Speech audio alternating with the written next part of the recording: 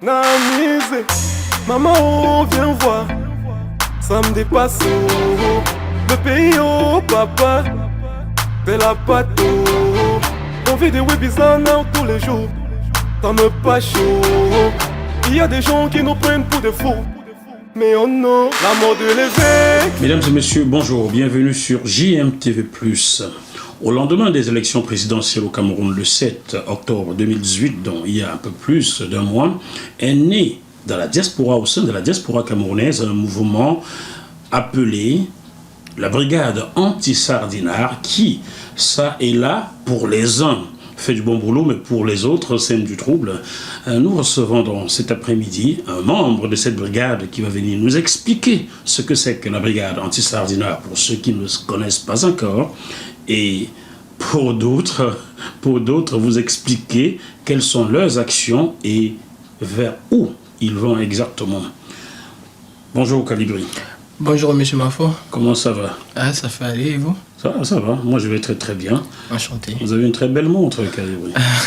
Merci. Ça peut nourrir un tas de personnes, hein? Ah, alhamdoulilah, c'est Dieu qui me l'a donné. Bon, très bien. Moi, j'ai l'habitude de serrer les mains des gens ici pour vérifier si la poignée de main est plutôt trempe ou Macron. Si elle est trempe, hein. Croyez-moi, je ne vais pas lâcher. Hein. Pour ceux qui nous regardent au Quai d'Orsay, il ne faut pas vous inquiéter. Bonjour. On s'amuse seulement. Je ne vais pas lâcher. Ben non, il ne faut pas lâcher. Ben, non, il va falloir lâcher un moment parce que les droits d'aînés existent encore, Calibré. Ah, ok, si c'est pour le droit d'aînés, merci. Hein? Ça va bien? Non, ça va.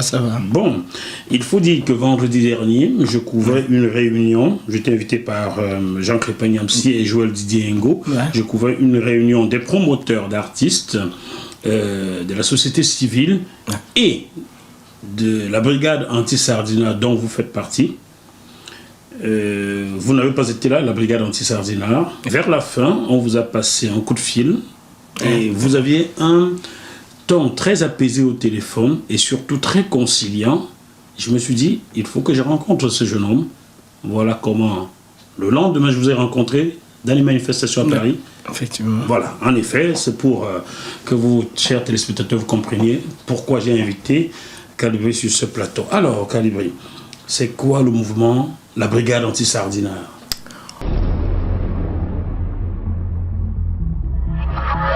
Ce programme vous est proposé par Deviseo Fret, spécialiste du transport international Afrique, Dom-Tom, Océan Indien. Retrouvez-nous sur www.deviseo-fret.com. Téléphone +33 139 85 14 23.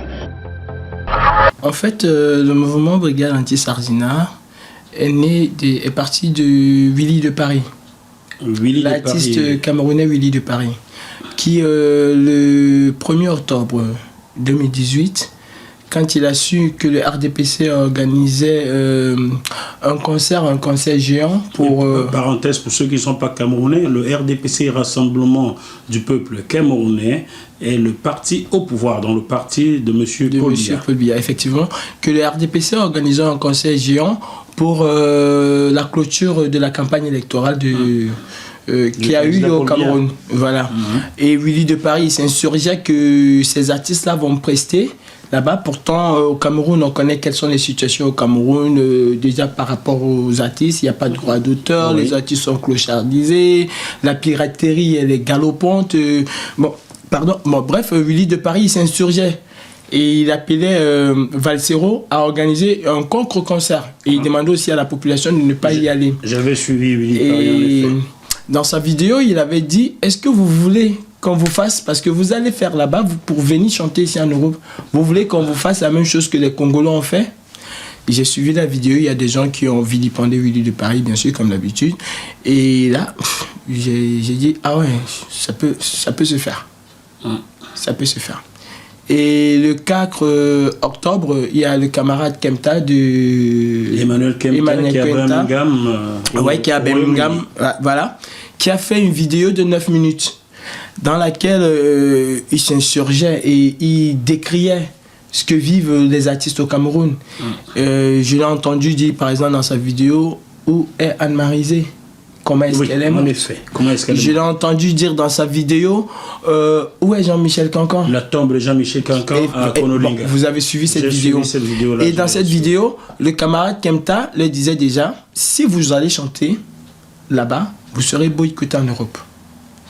Et j'ai dit, Willy de Paris a dit, Kemta il a dit, je vais suivre la mouvance.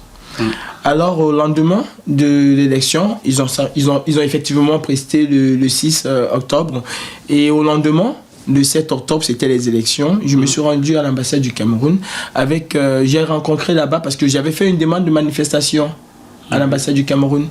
Et arrivé sur place, j'ai vu que ma petite équipe était déjà là.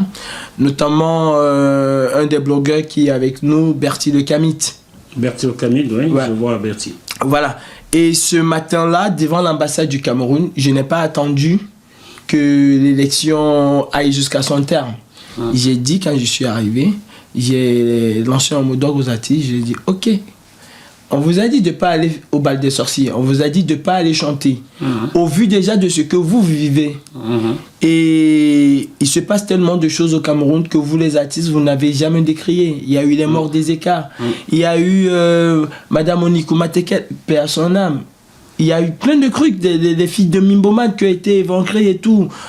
Il y a eu des enfants qui ont été volés aux femmes. Il y a eu, il y a des bébés qui meurent tous les jours dans nos hôpitaux. Il y a plein de tares qui se passent. Des femmes séquestrées à l'hôpital central de Yaoundé ou moi-même Genaki, parce qu'elles n'ont pas d'argent pour payer. Effectivement. Et vous vous taisez. Mais quand on vous appelle de venir chanter, vous venez chanter en incitant les gens à voter pour celui-là même qui est responsable de la misère des Camerounais. Ok, c'est bon. Vous avez chanté au bas des sorciers, on vous a donné l'argent, mais maintenant, apprêtez-vous à manger cet argent pendant 7 ans parce que vous allez, à partir d'aujourd'hui, être boycotté. Que Kamto gagne les élections ou qu'il ne gagne pas les élections, vous allez être boycotté. Donc, c'est pas pour Maurice Kamto que le mouvement anti-Sardina est né. Mais non. Pas pour Maurice Kamto. C'est quelque chose de spontané. Non, c'est quelque chose de spontané. J'ai lancé le mouvement. Les grands frères, ils ont dit, mais celui qui prend les devants, qui dit, ok, à partir d'aujourd'hui, ça se passe comme ça, c'est moi, je lance le mouvement. Ok. Je tiens à rappeler que je ne suis pas membre du RMRC.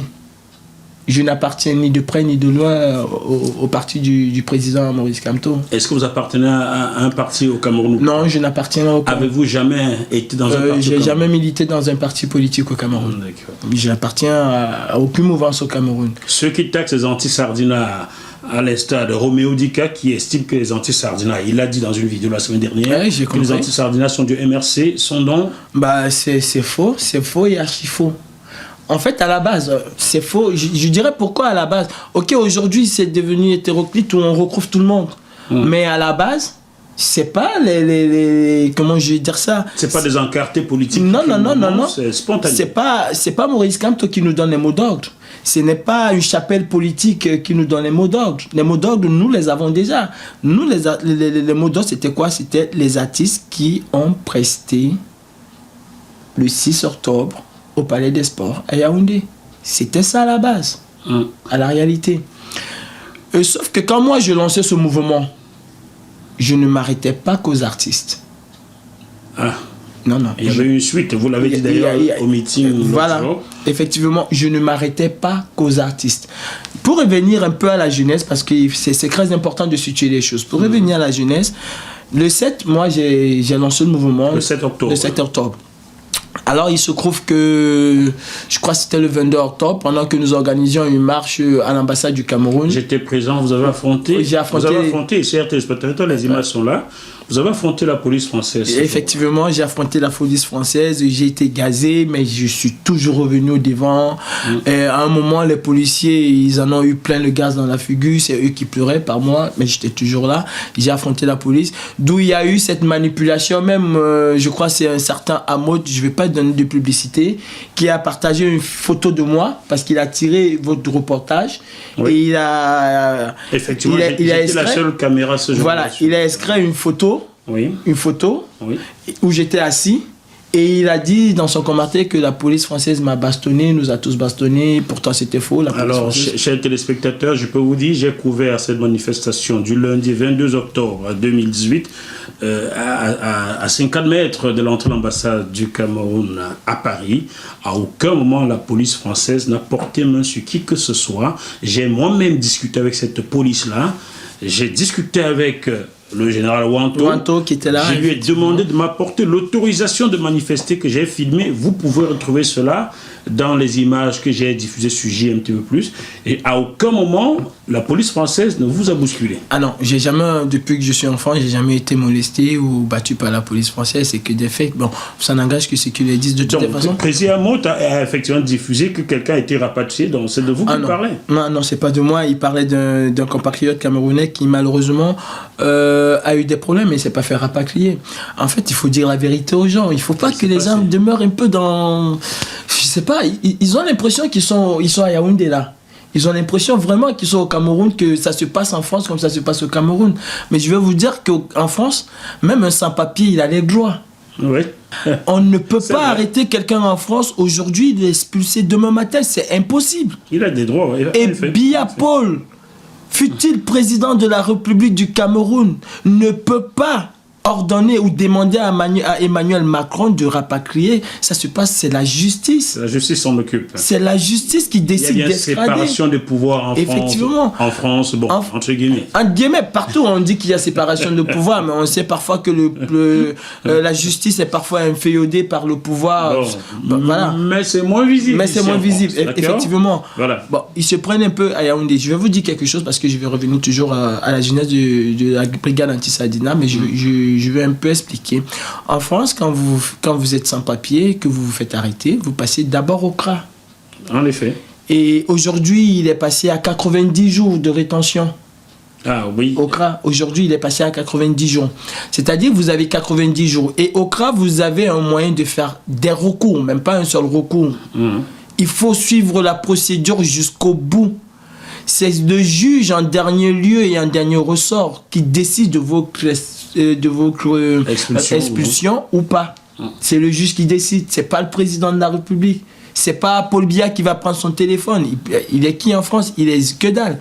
Il est comment? Il est justiciable comme tout le monde. Peut-être qu'au Cameroun, il est le effet, il est le boss, mais en France, il est que dalle. Il est justiciable comme tout le monde. Donc, bon, c'était un fait. Et pour revenir à la journée du 22. Le 22, il se trouve qu'un de nos amis, un de nos combattants qui hier était dans le camp opposé et qui du jour au lendemain s'est muté en combattant, a décidé de faire une vidéo où il énumérait les noms des artistes, il dit Sardina, parce qu'en réalité... Qui est ce c'est Niat Barano. Niat Barano, voilà. Okay, que nous recevons bientôt aussi, voilà. S'il veut bien venir. Il a énuméré les noms de ces artistes qui ont chanté le 6 octobre. Oui. Bon, après avoir fait ça, on a été en contact. Et au départ, nous parlions, il était prévu que lui, il venait pour... boycotter le concert de Bendeka qui devait avoir lieu chez M. Jean-Robin Gamon. En effet, oui. Le 2 octobre. Le 2 octobre. Mais entre-temps, avant Jean-Robin Gamon... Le 2 Le 2 novembre. Le 2 novembre. Ouais, le 2 novembre, voilà. Oui. Autant pour moi. Ben, avant Jean-Robin Gamon, il se trouvait que Catino devait jouer chez Éloge, à Saint-Denis. Bon, vu que Catino est parti un peu en couille avec nous, qu'elle a commencé à dire qu'elle va jouer, nanani, nanana, et c'est devenu un défi. Alors je les ai proposé qu'il fallait qu'ils viennent et qu'on essaie de s'associer pour empêcher Catino de prester. Et j'ai des preuves avec moi que volontiers je mettrai à votre disposition. Ils sont venus, nous étions déjà là, moi j'étais chez Eloge à 19h. Je suis arrivé en même temps que Kamwan en Panthère. Et c'était Croto. Nous sommes allés manger un coup et après nous sommes revenus. Mais j'étais déjà là à 19h. Eux, ils sont arrivés quand nous avons commencé le boycott. Ils ont quand même été là. Le boycott signifie quoi? Qu'est-ce que vous faites sur le terrain comme boycott? En fait, pour nous, le boycott, c'est d'empêcher les gens, pas l'artiste. empêcher les gens d'entrer. Oui. Physiquement ou mais non, en négociant? Mais non. Juste faire du bruit, crier comme ça, crier. Vous voyez, déjà, je vais dire, c'est pas... Sensibiliser, en fait. Sensibiliser. Vous ne retenez personne avec la mais force. on n'a pas le droit de retenir quelqu'un avec la force pour l'interdire. On les parle. Bien. On essaye. On essaye, si on peut leur bloquer la route, oui, mais on ne peut pas empêcher quelqu'un d'entrer. Nous sommes dans un état de gloire. De droit. Bon, on peut pas, il y a des choses qu'on ne peut pas faire. Voilà. Mais voilà, si par notre bruit, par nos cris, il y a des gens qui sont sensibles quand même. Quand ils arrivent, ils voient la foule, ils voient on est en train de crier, ils se disent non, je peux pas aller là-bas. Ils retournent. C'est ça le boycott. En fait, il faut que les gens comprennent une chose. Boycotter un artiste ne veut pas dire qu'on va empêcher physiquement l'artiste d'aller chanter. Vous ne le touchez pas. On ne le touche pas. Vous utilisez on peut faire semblant de bloquer son véhicule si ça vient. C'est de bonne guerre. Mais on ne va pas empêcher le véhicule du mec d'entrer. On ne va pas l'empêcher. Bon, il a le droit de chanter. S'il a un règle, ça, c'est pas notre problème. C'est la justice et les organismes qui s'occupent de ça. Alors, on va donc évoquer le cas BNDK. Avant que vous n'évoquiez le cas BNDK, parce qu'il fallait lever une équivoque qui est très important. Je parlais du 22 où notre ami Nihat Barano de la Belgique a énuméré les noms. Mais énumérer les noms étaient déjà connus de tous. Il y a un spot de la CRTV, il ne faut pas être sorcier, tu prends un beat, tu t'assois, tu écris. En effet. Voilà, il a énuméré les noms. Et nous sommes venus là. Chez Éloge ce soir, c'est moi qui, à la 40e seconde de la vidéo que nous avons tournée ce jour-là, je lance le mouvement de la brigade anti-Sardina. Parce que avant, chez Éloge, mon ami Nihat Barano a créé, et je vais vous donner encore des évidences là-dessus, un groupe. Il a nommé le groupe, je crois, c'est Combacam, quelque chose comme ça. C'était pas brigade anti-Sardina. Bien. C'est quand je donne le nom de la brigade, quand je dis que la brigade anti-Sardina, elle est là, que le mot brigade anti-Sardina naît. Bon, le mot brigade anti-Sardina naît en réalité chez Éloge. D'accord, à Paris. À Paris, effectivement. Bien. Alors, dans cette liste énumérée par Nihat Barano, ou dans la liste que vous voyez défiler la CRTV, y avait-il le nom de BNDK? Il faut être honnête, dans cette liste, il n'y avait pas le nom de BNDK. BNDK a-t-il presté le 6 octobre lors de la fermeture de cette campagne du RDPC? BNDK n'a pas presté le 6 octobre lors de la clôture de campagne du RDPC. A-t-il jamais presté pour le président Biya depuis 5 ans? Ouais, il a presté pour le président Biya. C'était quand et où? Je crois que nous avons... En fait, il faut revenir encore à la jeunesse. Oui, la jeunesse, c'est quoi? C'est que nous, vous savez, dans toute organisation, il y a deux clivages. Oui, il y a toujours des clivages. Surtout au Cameroun. Voilà. Il y a des gens qui étaient, par exemple, dans notre mouvement, il y a des gens qui étaient pour un boycott pur et simple de tous les artistes. Tous les artistes. Tous les artistes. Qu'ils aient chanté. Ou pas. Parce que, en fait, tous ont été coupables de leur silence. De leur silence face aux événements. Face aux événements, effectivement. Il y a des gens qui étaient d'accord pour tous les artistes. Et il y a d'autres personnes, moi je faisais partie de ceux qui voulaient vraiment qu'on reste dans le cadre du 6 octobre. D'accord. Et au lendemain du boycott de Catino chez Éloge à Saint-Denis, il y a l'artiste Longuet Longuet qui a fait une publication Facebook dans laquelle il disait, autant pour moi, une publication dans laquelle il disait, si je me souviens bien, la brigade anti-Sardina, si elle ne frappe pas tous ceux qui ont joué pour le RDPC, alors ce serait injuste. Il y a 2 personnes qui ont chanté lors de l'ouverture de la campagne du RDPC. Et ces 2 personnes-là, vous les connaissez, parce que je vais utiliser exactement ce qu'il a dit. Je ne donne pas les noms. Il a dit, allez regarder sur Internet, je ne donne pas les noms. Après, il dit, il y a quelqu'un qui a donné un nom, il manque un autre. Et après, il dit, ok, je vais dire, il y a BNDK qui a chanté et Petit Pays. Il a donné même le montant de leur cachet. Il a dit qu'il était avec eux. Du coup, au sein de la brigade anti-Sardina, on a dit, ouais, on va ajouter Bendeka dans cette liste. Je fais partie de ceux, et je pars toujours avec le contrôle de ce que j'ai comme preuve. Je fais partie de ceux qui étaient contre le fait qu'on ajoute Bendeka dans cette liste. Et je vais m'expliquer pourquoi. Parce que je le dis encore dans ce que j'ai, dans nos échanges WhatsApp. Je dis, on ne peut pas ajouter Bendeka dans cette liste. Si il faut ajouter Bendeka dans cette liste, il faut ajouter tout le monde. Parce que ces artistes, à un moment donné, ils ont presque tous chanté pour le RDPC. Bien. Restons sur le cas Bendeka. A-t-il chanté lors de l'ouverture de cette campagne RDPC, oui ou non? En 2018. J'ai des photos qui le montrent sur scène. Était-ce en 2018? Oui, en 2018. Était-ce pour le RDPC? Bref, il nous est revenu après que Bendeka a chanté pour une association.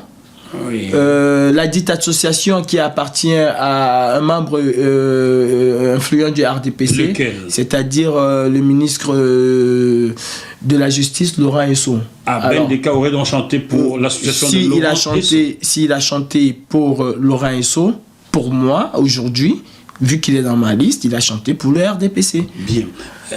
Était-ce dans le cadre d'une festivité religieuse traditionnelle Sawa, ou était-ce dans le cadre politique que Bendeka a chanté chez Laurent Esso? C'était, ma foi, dans le cadre politique, parce qu'à partir du moment où on vient avec l'effigie d'un parti politique et qu'on l'affiche de manière ostentatoire... Sur les photos de Bendeka que vous avez à cette manifestation de Laurent Esso, y a-t-il autour de lui des tenues RDPC? Effectivement. Pouvez-vous me fournir ces photos-là? Oui, j'ai des photos. Vous me les envoyez par WhatsApp? Je vous les donnerai, ces photos. Très bien, j'en ai besoin. J'adore Ben, il faut le dire. Moi aussi, j'adore Ben. Je vais vous le confier ici chez les téléspectateurs. Moi aussi. En 1987, lorsque Ben sort Amour à sens unique, pauvre orphelin, je suis orphelin, cela fait quelques mois. J'adore cet album, mais j'ai pas d'argent pour me le procurer. Cela coûte 900 ou 1000 francs à l'époque. Je vais au marché central, là, en face du Catios, avec la ferme intention de voler cette cassette-là. Ah ouais. Je passe toute la journée à tourner. Les sauveteurs sont en train de faire leur commande, ils laissent leur comptoir vide. Je peux bien prendre, mettre dans la poche, mais j'ai pas le sang du vol. Je n'ai jamais pu voler cette cassette. Je suis rentré ce samedi soir chez moi, très malheureux parce que je n'ai pas de cassette Bendeka. J'ai eu l'opportunité de voler, mais je ne sais pas voler. Et 2 années après, j'ai eu 3 cassettes de Ben, dont l'une est toujours ici à la maison. Cela fait donc 29 ans, 30 ans l'année prochaine que j'ai cette cassette. J'adore Ben, j'adore Amour à sens unique. J'aurais aimé le défendre. Voilà pourquoi j'aimerais avoir ces photos, vous comprenez? Je vais vous les fournir, ces photos. J'aimerais bien le défendre. C'est bien beau. Nous adorons la culture camerounaise. Quand je venais tout à l'heure, j'étais en train de suivre Catino. Vous plaisantez? C'est paradoxal. Non, je plaisante pas. Quand je venais tout à l'heure, j'étais en train de suivre. Vous suiviez quoi? Gino Moto ou Ascenseur? Je suivais Ascenseur. c'est plus chaud. J'étais en train de suivre Catino.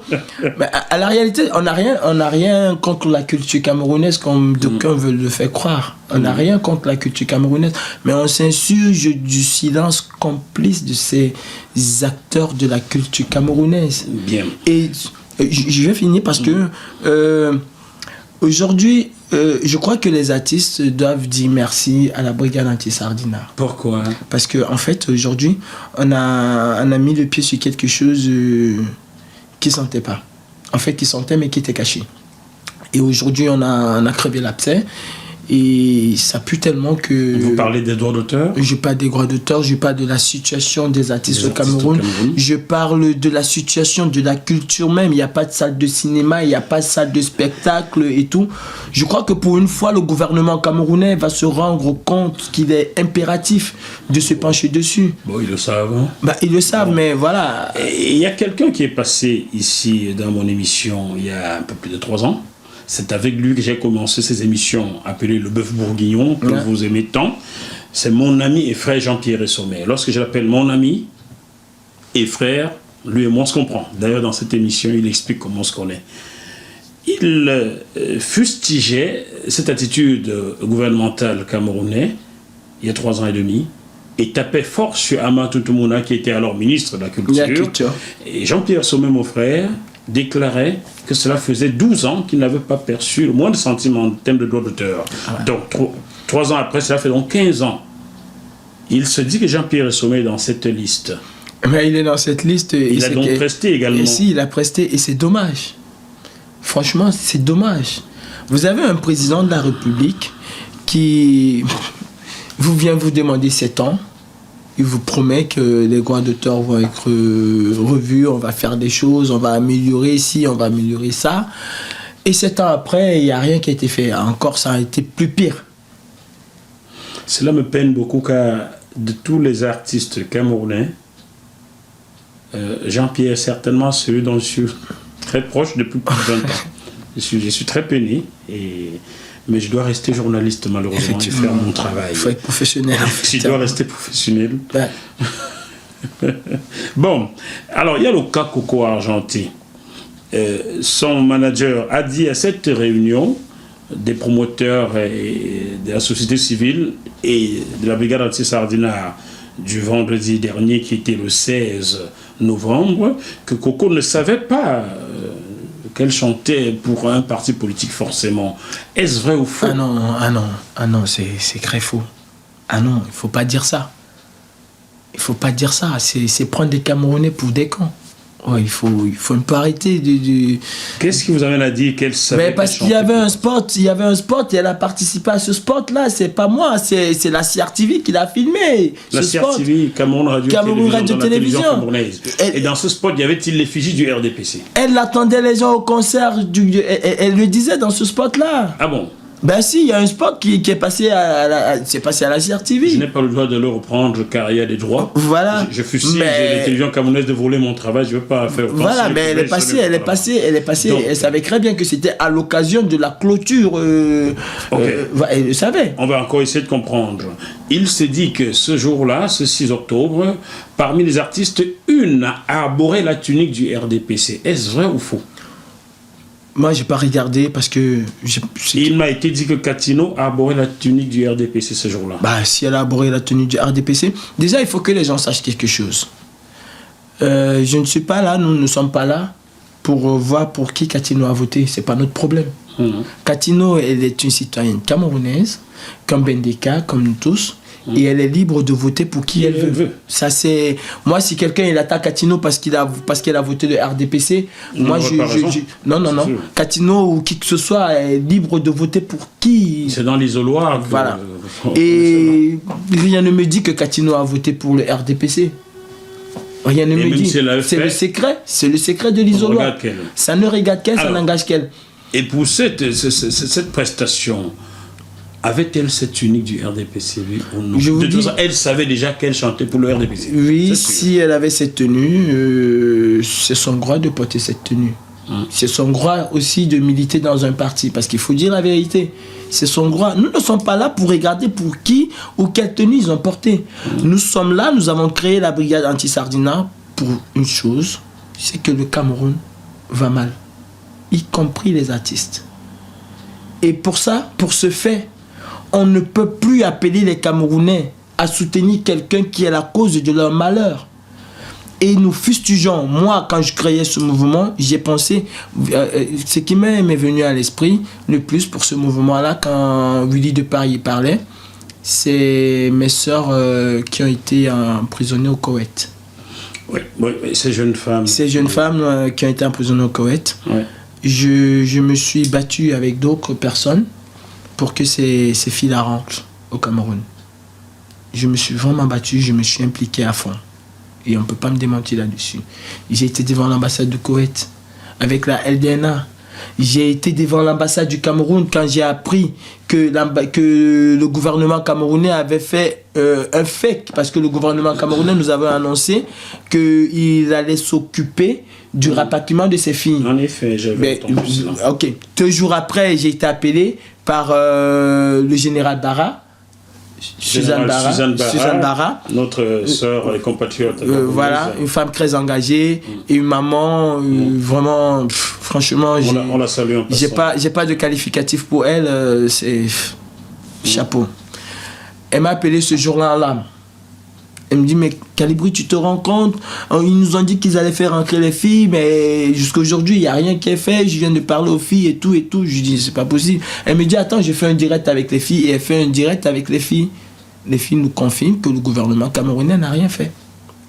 Et je me suis battu avec elle, on a fait tout ce qu'on pouvait faire. D'ailleurs, c'est moi qui annonce sur Facebook quand les filles rentrent. C'est pas le gouvernement camerounais. Le gouvernement camerounais a dit, on va le faire au plus tard le 7 octobre. Le 10 octobre. Ah. Ils ont dit qu'ils le faisaient au plus tard le 10 octobre. Mais moi, je savais que c'était... Le 10 octobre, comme par hasard, 3 jours après les élections. 3 jours après les élections. Je savais que c'était un moyen de nous enfumer. Et même le 10 octobre est arrivé, ils n'ont rien fait. C'est moi qui annonce même au gouvernement. C'est moi qui annonce sur Facebook que les filles retenues au Koweït vont rentrer ce soir. Elles vont rentrer avec un vol Ethiopian Airlines. Elles vont arriver à l'Éthiopie. Elles vont être à Douala à 14h. C'est moi qui l'annonce. Le gouvernement camerounais ne savait même pas. Elles ont été retenues à l'aéroport international de Douala pendant de 14h à 19h. Pourquoi? Juste parce qu'on voulait les faire dire que c'est le gouvernement camerounais qui s'est occupé d'eux. Ouais, à la réalité, c'est pas le gouvernement camerounais. C'est quoi? C'est le gouvernement koweïtien qui les a expulsés.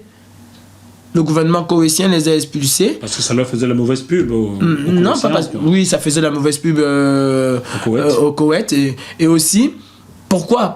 Pourquoi? C'est que la première vidéo que les filles ont fait, nous l'avons postée sur Facebook. Il y a un autre maman, Jackie, qui l'a posté, une Amazon, qui l'a posté sur Facebook. Et ça a pris de l'ampleur. Et suite à cela... Je l'ai reçu 20 000 fois, je ne sais plus combien. Voilà. Suite à cela, le monsieur, parce qu'il y avait quelqu'un qui les avait pris de l'argent pour les faire laisser passer. Oui. Alors le monsieur a pris peur. Il a dit, ah, l'affaire là, ça a explosé, ça peut me retomber dessus. Il les a remis, les laisser passer. Ah d'accord. Il les a remis, les laisser passer. Oui. Alors le gouvernement koweïtien a jusqu'à aujourd'hui expulsé que celles qui avaient des laissés passer. Mais à l'heure où je vous parle, il y en a encore 35. De quelle nationalité? Camerounaise. 35 Camerounaises encore au Koweït, qui n'ont pas de laissez-passer. Qui n'ont pas de laissez-passer et qui sont toujours au Koweït. Toujours vivant dans les mêmes conditions. Toujours dans les mêmes conditions. Le gouvernement camerounais n'a bougé d'aucun iota jusqu'à présent. Wow. Bon, quand j'ai vu ça, j'ai dit mais c'est pas possible. Il y a nos sœurs qui meurent au Koweït.